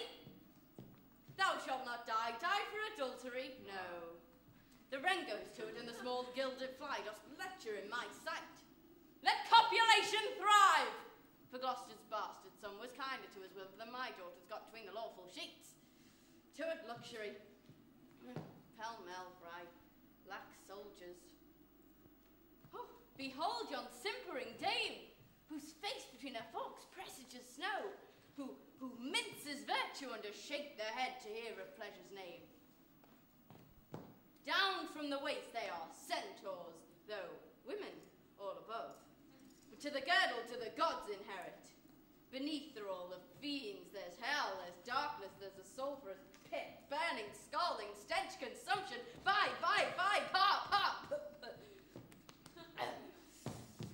Give me an ounce of civet, good apothecary, to sweeten my imagination. There's money for thee. Let me kiss that hand. Oh, let me wipe it first, it smells of mortality. Oh, mean piece of nature. This world shall so rot to naught. Dost thou know me? I remember thine eyes well enough. Oh, dost thou squint at me? Do thy worst, blind Cupid, I'll not love. Read thou this challenge, mark but the penning of it. What with the case of eyes? Oh, are you there with me? No eyes in your head, nor no money in your purse. Your eyes are in a heavy case, your purse in a light, yet you do see how this world goes. I see it feelingly. What? Art mad? A man may see how the world goes with no eyes. Look with thine ears. See how yon justice rails upon yon simple thief. Hark, in thine ear. Change places and handy-dandy, which the justice is the thief. Thou hast seen a farmer's dog bark at a bag, and the creature run from the care. There thou mightst behold the great image of authority. The dog's obeyed in office. Ruff, ruff, ruff, ruff. Thou rascal beagle. Hold thy bloody hand. Why dost thou lash that whore?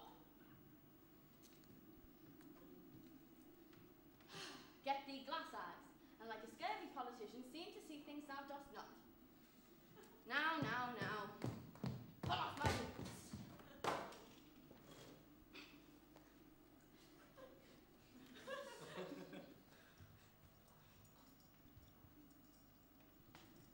Harder, so!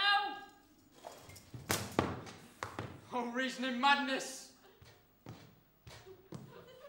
If thou wilt weep my fortunes, take my eyes. I know thee well enough. Thy name is Gloucester. Thou must be patient. We came crying hither. Thou knowest that when we are born, we wail and cry. I'll preach to thee. Mark!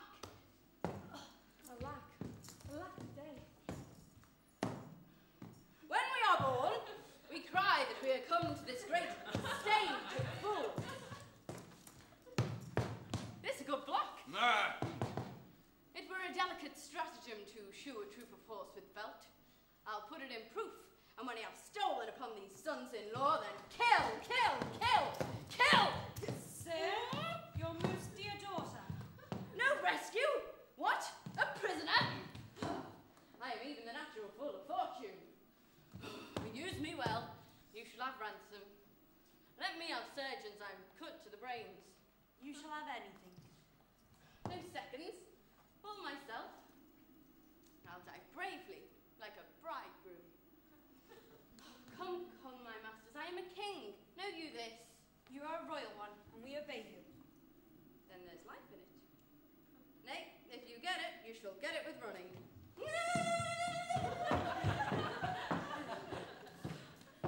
Now, good fellow, what art thou? Most poor man, made tame by fortune's blows. Come, give me your hand, and I'll leave thee to some binding.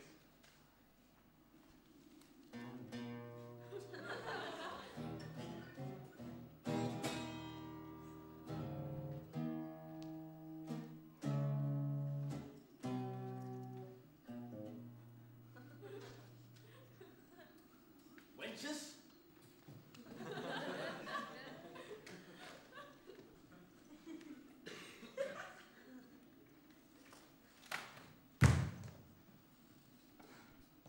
Proclaimed prize.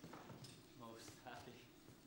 That eyeless head of thine was first brain flesh to raise my fortunes. Remember thyself briefly, old unhappy traitor. The sword is out that must destroy thee. No, let thy friendly hand put enough strength on it! Wherefore, bold peasant, darest thou support a published traitor?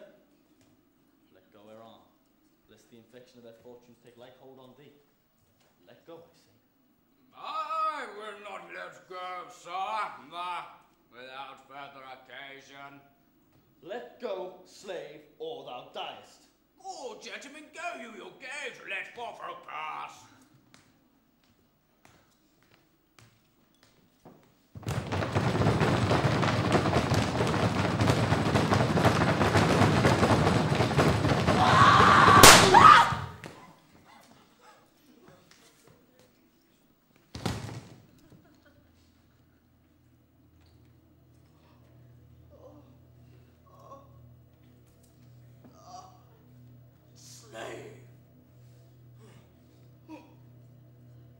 Slay me. Take my purse, if ever thou wilt drive. Bury my body. And take the letters thou findest about me. And the oath lost them. Undecided. Death.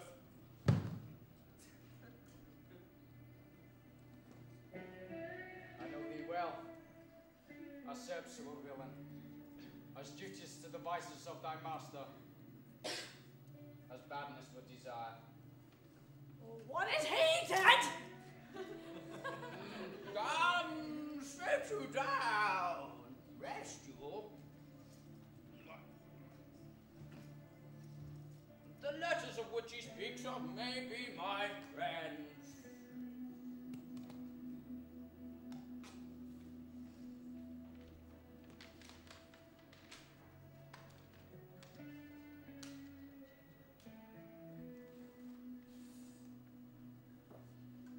Let our reciprocal vows be remembered. You will have many opportunities to cut her off. If your will want not, time and place will be fruitfully offered. There is nothing done. If she return the conqueror, then I am the prisoner, her bed my goal. From the loathed warmth thereof deliver me, and supply the place for your labour. Your wife, so I would say, affectionate servant, Goneril. Lot, my partner's life, and the exchange of my brother. Here in the sands the I rake up. The post-known psychopathal murderous leeches that in a mature time strike the sight of death. Practised Albany. For him, 'tis better to know that of thy death, and business I can tell.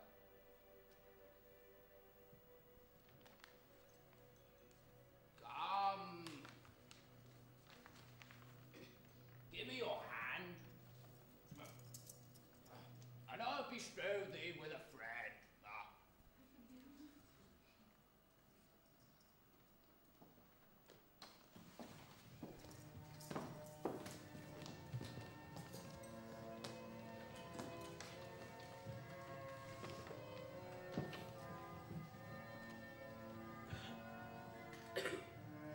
Without the Kent, how shall I live and work to match thy goodness? My life will be too short, and every measure fail me. To be acknowledged, madam, is overpaid. All my reports go with the modest truth. No more, no clipped, but so. Be better suited. These weeds and memories of those worst hours, I prithee, put them off. Yet to be known shortens my main intent. My boon I make it that you know me not till time and I can meet. I made so, my good lady. How does the king? Sleep still, madam. Ye kind gods, cure this breach in his abused nature, the untuned and jarring senses, and wind up of this child's changed father. So please your majesty that we may wake the king. He has slept long. Be governed by your own knowledge, and proceed and serve your own will. Be by him, madam. When we wake him, I doubt not of his temperance.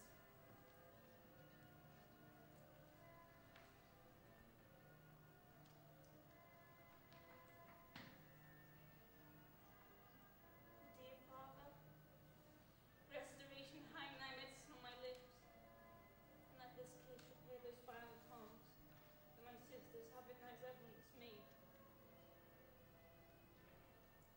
Oh, kindly, dear princess. How does your royal highness? How fares your royal lord?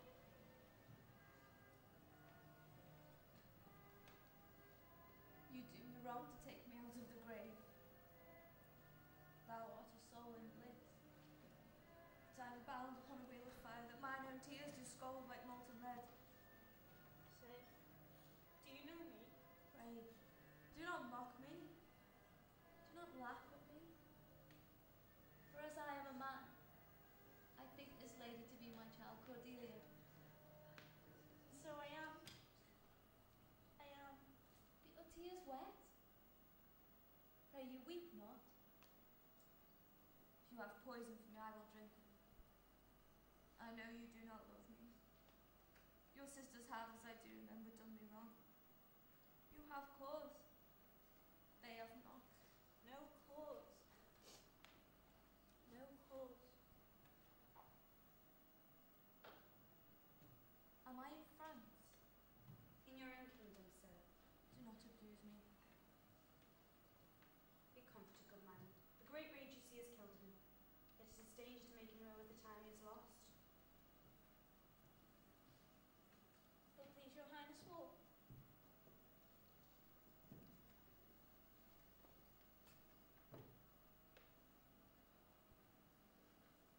You must bear with me. I pray you now. Forget and forgive.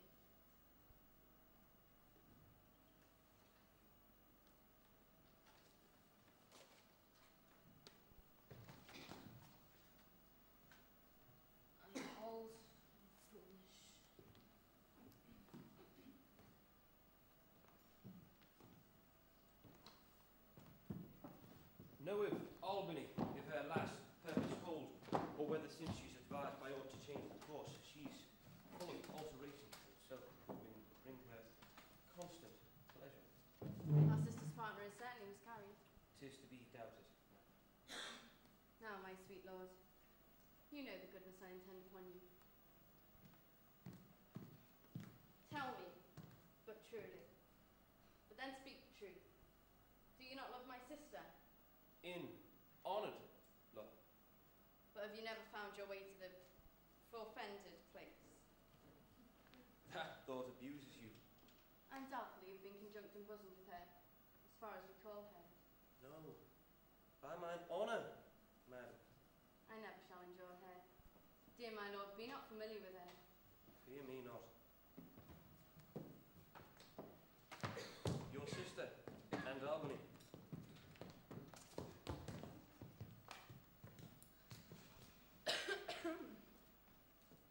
I had rather lose the battle than that sister should loosen him and me.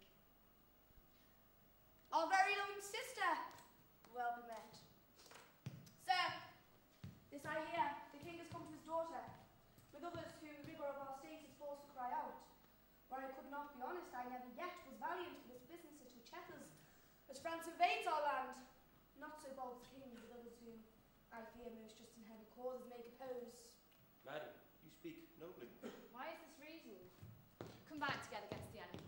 For these domestic and particular broils are not the question here. Let's then determine the ancient war in our proceedings.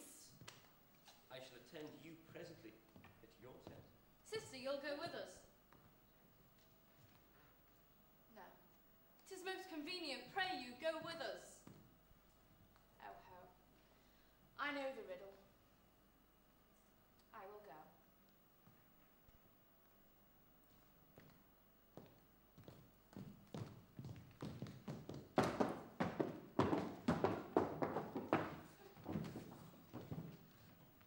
If ever your grace had speech with man so poor, let me one word. I'll overtake you. Speak. Before you go to battle, of this letter. If you have victory, let the trumpet sound for him who brought it. Wretch though I seem, I can produce a chaplain that can prove what is avouched there. If you miscarry, your business of the world will have such an end, and mechanism ceases. Fortune loves you. Stay till I have read the letter. I was forbid it.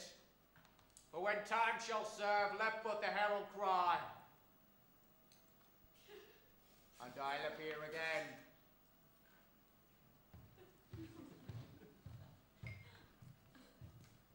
The enemy is in view. Here is the guess of their true strength and forces by diligent discovery. But your haste is now urged upon you. We'll greet the time.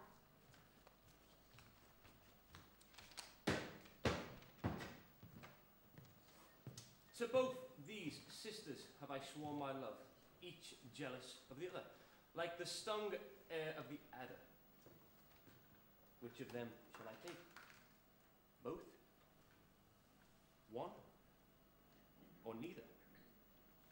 Neither can be enjoyed if both remain alive. As for the mercy which is intended upon Lear and Cordelia, the battle done, and they within our power, shall never see his pardon.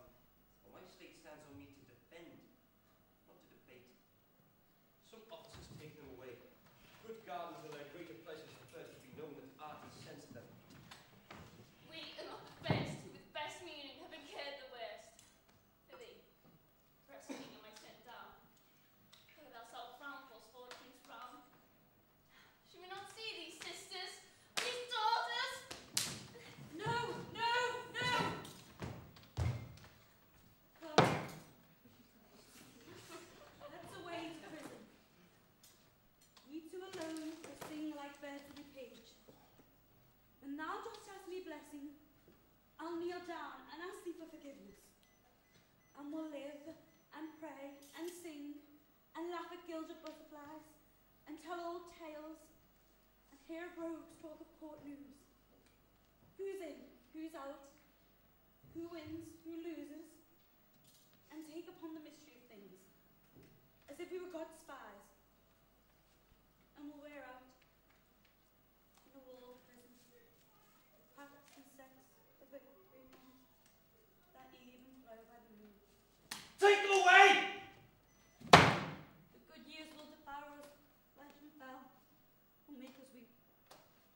will see him starve first. Come. Come hither, Captain. Take thou this note. Go, follow them to prison. One step have I advanced thee. If thou dost thee as this instructs, thou dost make way to noble fortunes. Know thou this, that men are as the time is. To be tender-minded does not become the sword. Mark, I say, instantly! Carry it out as I have set down. I cannot draw a cart, nor eat dried oats. If it be man's way, I'll do it.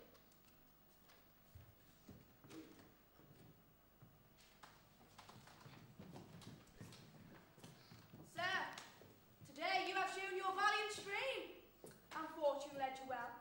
You have the captives that waved off since this day's strike. I do require them from you, so to use them as we shall find their merits, and our safety may be determined. Madam, I thought it fit to send the old and miserable king to some retention and appointed guard.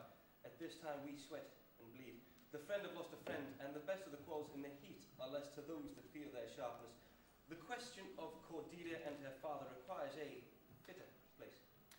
Sir, I hold you but a subject of this war, not as a brother. That's as real as to grace him. Not so hot. In his own grace he doth exalt himself more than in your addition. By my rights, by me invested, he compares the best. That were the most. If he should choose to husband you, just as to off-prove profit. Holla, holla! The eye that told you so looked but a squint. Lady, I am not well. Else I should answer from a full flowing stomach.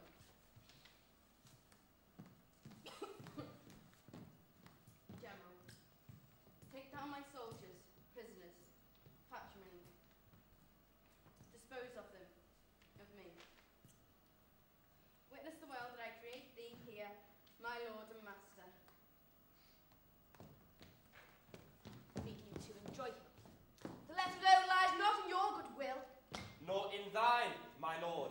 half-blooded fellow, yes! Sick. Sick. If not, I'll ne'er trust meds.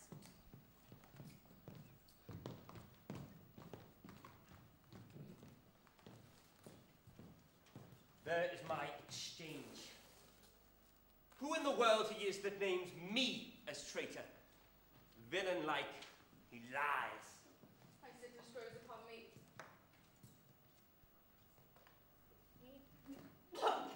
Oh, she is not welcome, convey her.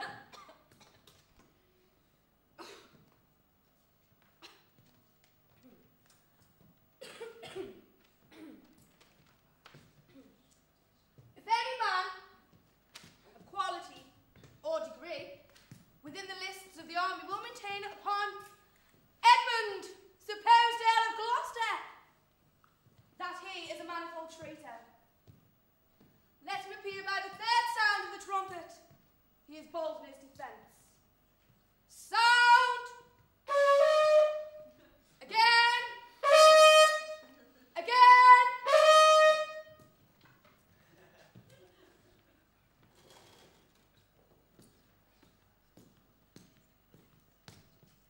What is your name?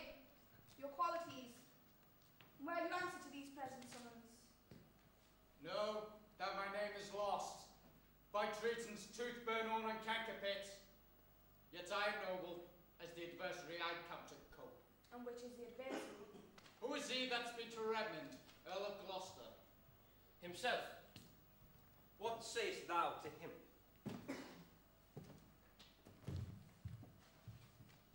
Draw thy sword, that, if thy speech offend a noble heart, that thy arm do thee justice. Here is mine. Behold, it is the privilege of my honours, my oath, and my profession. In wisdom, I should ask thy name, but since thy outside looks so fair and so warlike, and that thy tongue some say of breeding breathes, what scarcely I might well delay.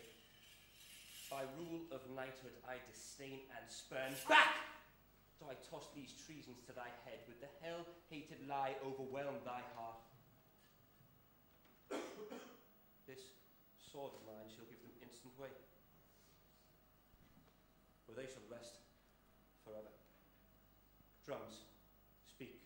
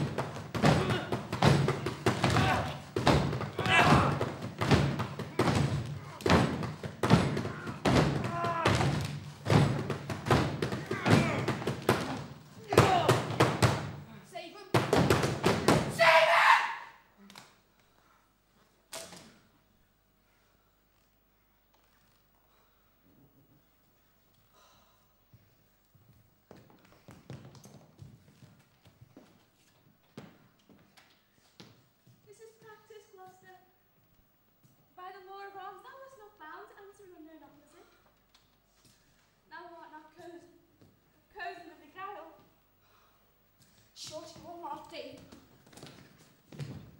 Oh, it did pay the night house! Stop it! Thou wears an enemy! Bring thine own evil!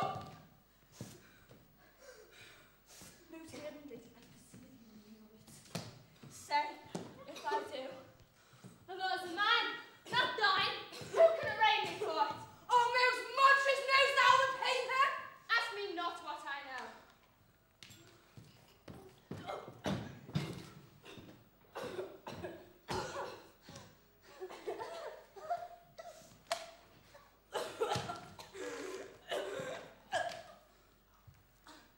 What you have charged me with, that I have done, and more, much, much more. The time will bring it out. It is past, and so am I. But what art thou that wish this fortune on me? If thou art noble, I'll forgive thee. Let us exchange charity. I am no less in blood than thou art eminent. If more, the more thou hast wronged me.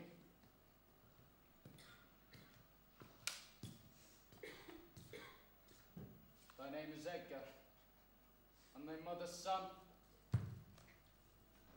The gods are just. And what of these pleasant vices that make instruments to plague us? The dark and vicious place when thee got customers' eyes. Thou hast spoken true. The wheel is come full circle. I am here.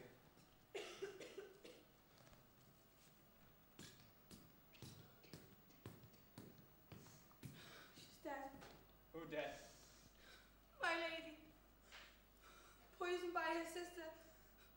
She hath confessed. I was contracted to them both. All three now marry in an instant.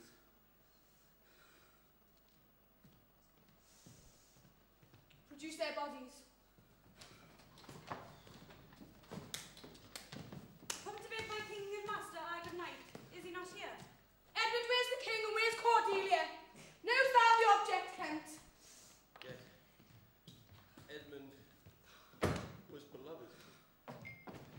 The one the other poisoned and after slew herself. Even so. I pant for life.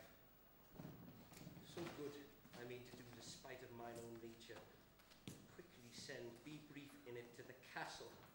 For my writ is on the life of Lear and on Cordelia. The captain hath commissioned to hang Cordelia in the prison and to lay the blame upon her own despair. Yet Edmund was beloved. Oh, the gods defend her!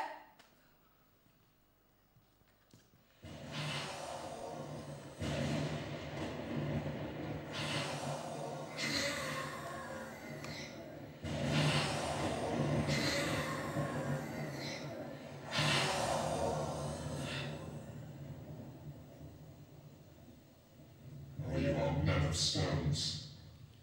May your tongue and eyes I'd use them so that heaven's bolt should crack. She's gone forever. Is this a promised end? Or image of that horror? Fallen cease. This fellow stirs she lives. If it be so, it is a chance which does undo all sorrows that ever I have felt. Oh, my good master.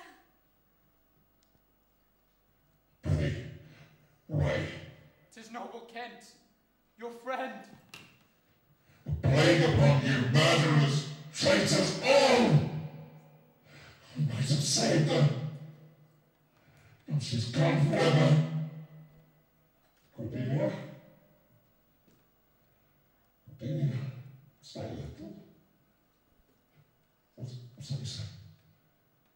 Her voice was ever soft, gentle and low. An excellent female woman. Break heart, I prithee break. This is a dull sight. Are you not Kent? The same, your servant Kent.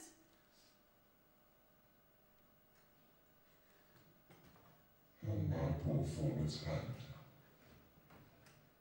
No. No life. Why should a dog, a horse, a rat have life and now no breath at all?